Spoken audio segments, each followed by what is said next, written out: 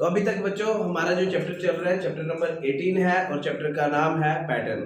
अभी तक हमने बेसिक इंट्रोडक्शन पढ़ी थी और अब हम लोग जो पढ़ने जा रहे हैं सेल्फ प्रैक्टिस के कुछ क्वेश्चन। तो सबसे पहला फर्स्ट क्वेश्चन हमारा आता है question number 1। If sum of each row, column and diagonal are equal, then the sum of A and B is। अब देखो बच्चा, ये ऐसे एक आपके पास क्या बना हुआ है, ग्रिड पैटर्न। मैंने आपको कल बताया था ग्रिड पैटर्न और सीरीज के बारे में, ठीक है। तो आज हमारा जो फर्स्ट क्वेश्चन है वो है ग्रिड पैटर्न। तो ग्रिड पैटर्न में आपके पास फर्स्ट आता है A, फिर 3, फिर 10, 9, 7, B, 4, 11, 6। यहाँ पे कहा गया है if sum of each row column and diagonal are equal then sum of A and B is. अब देखो सबसे पहले आपने निकालना है ए और बी की वैल्यू। क्वेश्चन देखो आप, ए और बी की value, question number 1 self practice का। यहाँ पे आपको बोला गया है कि if sum of each row column and diagonal are equal, अगर रो कॉलम और डायगोनल का जो सम है, मतलब इन्होंने बोला है वो इक्वल होगा, तो देन आपको क्या करना है, ए एंड बी का सम बताना है, ठीक है। अब यहाँ पे देखो, इधर देखो बच्चा, जैसे यहाँ पे आपने वो वाली रो लेनी है या वो वाला कॉलम लेना है जिसमें आपके पास सारे एलिमेंट प्रेजेंट हो, ठीक है। अब यहाँ पे हमारे पास ये वाली है, इसमें सारे एलिमेंट प्रेजेंट है, मतलब 3 + 7 + 11 इक्वल टू, आप ये वाली ले लो, a + 9 + 4।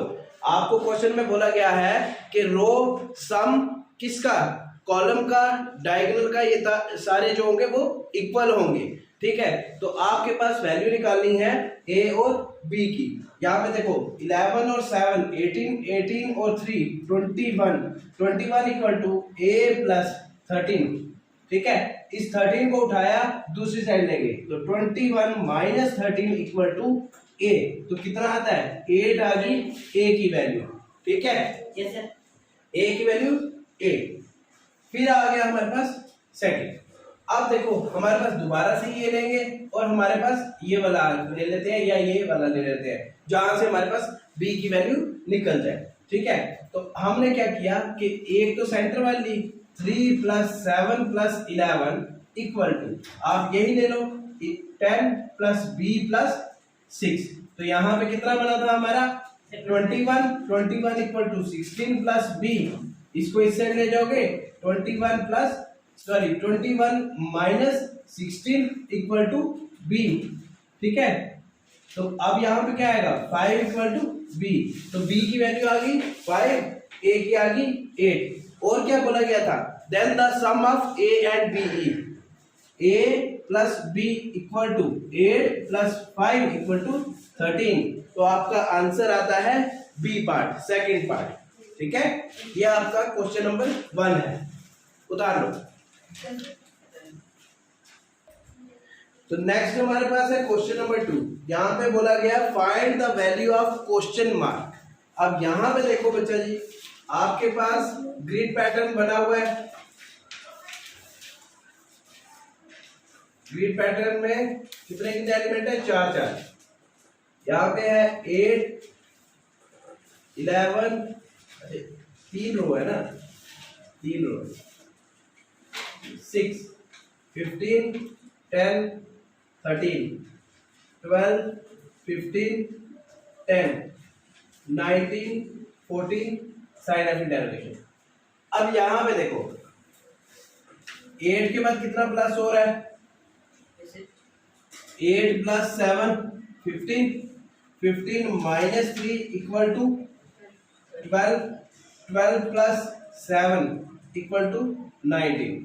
अब इसमें देखो यहाँ पे क्या है, सेकंड वाले में यहाँ पे कितना हो रहा है 11, मतलब 11 - 1 इक्वल टू 10, 10 + 5 15, 15 + 1 -1 14।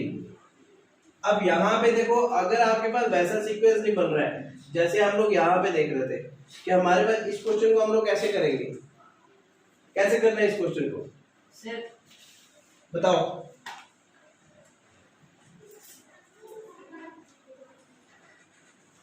ऐसे कर लो, ऐसे कर सकते। 6 प्लस सर 6 प्लस 7 30 प्लस करेंगे 7 और माइनस करेंगे 6। आपने वही कंसेप्ट यूज करना है कि जैसे अगर यहाँ पे लेट अस सपोज यहाँ पे कर रहे हैं 8 प्लस 3 करो 11 आ रहा है, ठीक है। 11 माइनस 5 कर रहे हैं तो हमारे पास क्या आ रहा है 6 आ रहा है। अब यहाँ पे देखो 15 माइनस 5 करेंगे तो 10 आ रहा है, 10 प्लस 3 कर रहे हैं। पहले प्लस 3 हुआ फिर माइनस 3, देखो पहले प्लस 3 माइनस 5, फिर यहाँ पे माइनस 5 प्लस 3, ठीक है। अब देखो दोबारा से 12 प्लस 3 इक्वल टू 15, 15 माइनस 5, देखो plus 3 minus 5 minus 5 plus 3 plus 3 minus 5 minus 5 plus 3, तो 19 माइनस 5 14, 14 प्लस 3 इक्वल टू 17, ठीक है जी। ए पार्ट इसका answer. Concept clear? Yes sir. ध्यान रखना बच्चा, थोड़ा सा दिमाग लगाना पड़ेगा, आपका क्वेश्चन हो जाएगा, ठीक है। Yes sir. Next question. तो बच्चों ये रहा आपका क्वेश्चन नंबर 3। आपके पास क्वेश्चन में दिया गया है if sum of each row column and diagonal is 24 then find the multiple of 8 and x and y। आपने ये चीज चेक करनी है, जैसे मैंने आपको क्वेश्चन नंबर 1 में कराया था सेल्फ प्रैक्टिस का। क्वेश्चन नंबर 1 में क्या चीज थी कि आपके पास रोज कॉलम्स और डायगोनल जो है वो क्या है, सब इक्वल है, ठीक है। आपने क्या करना था, ए और बी का सम करना था जैसे, ठीक है, आपको वो चीज बोली गई थी। तो अब इसमें क्या है, आपको कहा गया है कि sum of each row column and diagonal is 24 given दिया हुआ है, और ये बोला गया है एक्स और वाई को जब आप मल्टीप्लाई करते हो, मल्टीप्लाई करने पे आपके पास आंसर क्या आता है। तो हमारे पास देखो, आपने वो वाली, जैसे मैंने आपको कहा था कि जो रो आपके पास गिवन दी गई हो आपने वही रो लेनी है, मतलब जिसमें सारे एलिमेंट प्रेजेंट हो।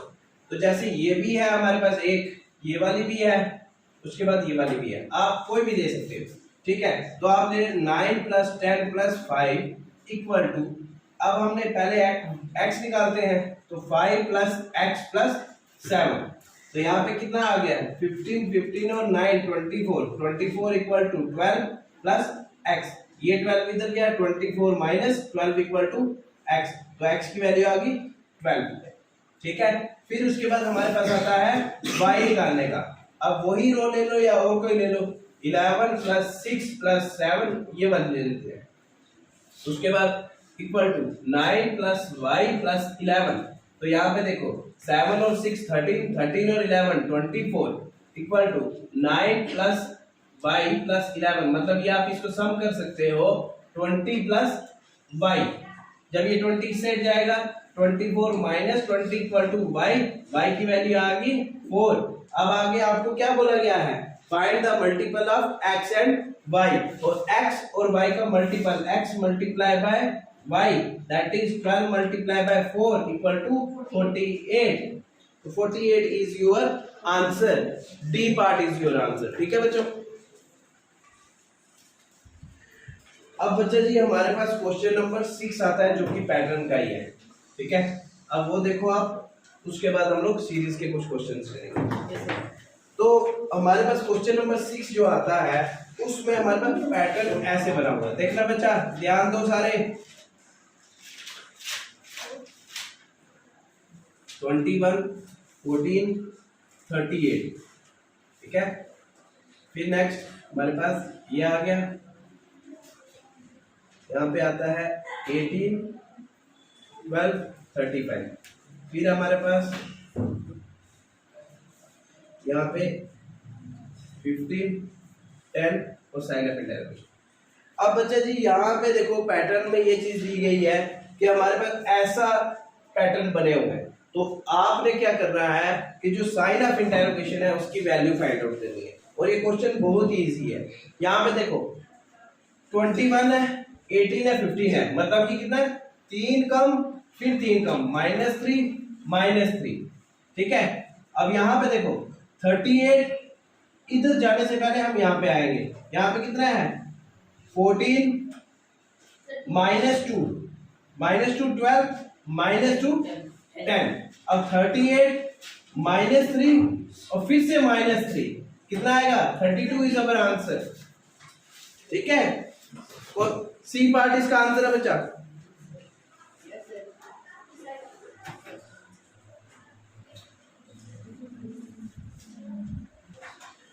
अब क्वेश्चन नंबर 7 बचा, देखो आप क्वेश्चन नंबर 7, यहां पे आपका ट्रायंगुलर शेप में पैटर्न है,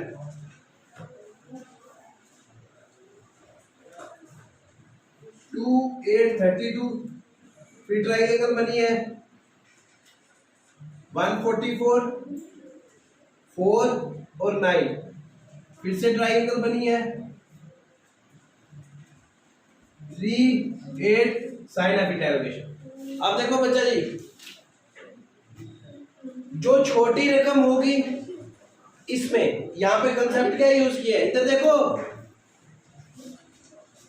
2 8 या 8 2 16 को दोबारा 2 से मल्टीप्लाई करोगे तो 32 आता है, 16 मल्टीप्लाई बाय 2 दैट इज 32। आपने यहां से सीरीज लेनी है 8 मल्टीप्लाई बाय 2 इक्वल टू 32, ठीक है। Yes sir. फिर नेक्स्ट 9 4 36, 36 को दोबारा से 4 से मल्टीप्लाई करना है तो 144 आंसर आएगा, ठीक है। मतलब बड़ी को छोटी से मल्टीप्लाई करना है उतने टाइम। दोबारा से इसको 8 मल्टीप्लाई बाय 3 देखो 8 3 24 मल्टीप्लाई बाय 3 इक्वल टू 72, ठीक है। तो यहाँ पे आ जाएगा 72। ये कंसेप्ट बच्चा ध्यान रखना, पैटर्न के क्वेश्चन ऐसे ही आते हैं, ठीक है, ग्रिड पैटर्न या सीरीज के, ठीक है। तो अब हमारे पास नेक्स्ट क्वेश्चन आता है सीरीज का क्वेश्चन, क्वेश्चन नंबर 5। देखो अब यहाँ पे हमारे पास सीरीज दी गई है 86 48 32 साइन अप, ये आपको नेक्स्ट टर्म फाइंड आउट करनी है। अब यहाँ पे आपने पहले इनके बीच में गैप देखना है, 86 माइनस 48 करेंगे तो यहाँ पे 16 में से 8 गया 8, यहाँ पे आगे 7 में से 4 गया, कितना आ गया 38 आता है पक्का, ठीक है। यहां से यहां माइनस करोगे तो आपके पास गैप आ गया 38 का, फिर यहां से यहां पे गैप करोगे कितना आएगा 48 माइनस 32 कितना आता है 16 का, फिर देखो 30 और इसके बीच में कितने का डिफरेंस है सर इसमें हाँ 6 24 का, 20 कितना है 22 का, 22 का गैप है, बीच में 22 का गैप है, तो 16 और आपके पास नेक्स्ट टर्म क्या होगी, नेक्स्ट टर्म आपके पास क्वेश्चन नंबर 5 का यहाँ पे क्या है नेक्स्ट टर्म, देखो आपने कितने माइनस कर रहे हैं 32 में से कितने माइनस करोगे आपके पास क्लोजेस्ट टर्म आएगी। जैसे अगर हमारे पास 32 है, यहाँ पे सीक्वेंस है 86 माइनस 86 में से 48 करोगे, बीच में गैप आएगा 38 का, इसके बीच में गैप कर रहे हो तो 16 का गैप आ रहा है, तो इन दोनों के बीच में आपने डिस्टेंस देखो कितना आ रहा है, कितना आ रहा है डिस्टेंस 22 का, ठीक है। वैसे ही आपने नेक्स्ट चेक करना है कि नेक्स्ट आप कितना माइनस करोगे तो आपके पास जो गैप आएगा आपने वो वाली टर्म यहाँ पे लिखी, ठीक है। तो इसका आंसर आता है 6, ठीक है। 32 के बाद यहाँ पे आपकी नेक्स्ट टर्म आएगी 6, ठीक है।